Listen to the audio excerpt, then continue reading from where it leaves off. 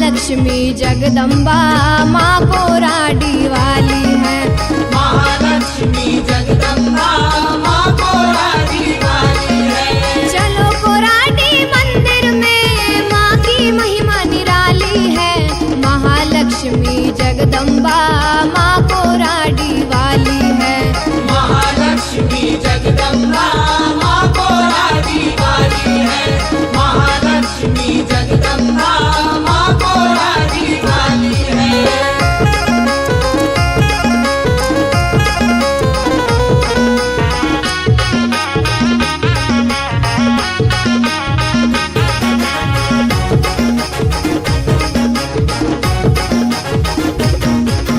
तीन रूप में मैया विराजी करती चमत्कार है।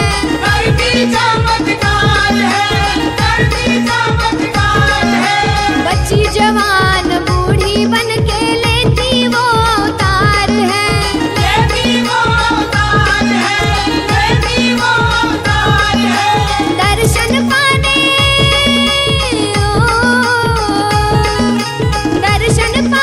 भक्त है जाते बन के देखो सवाली है। महालक्ष्मी जगदम्बा माँ कोराडी वाली है।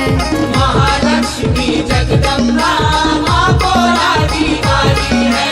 महालक्ष्मी जगदम्बा माँ कोराडी वाली है।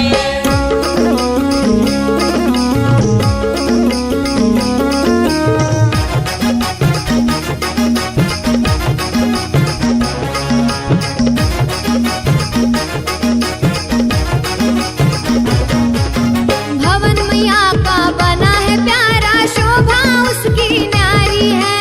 शोभा उसकी न्यारी है। शोभा उसकी न्यारी है। रम जाता है मन वो सबका, देखो सूरत प्यारी है। देखो सूरत प्यारी है। देखो सूरत प्यारी है। मनवांछित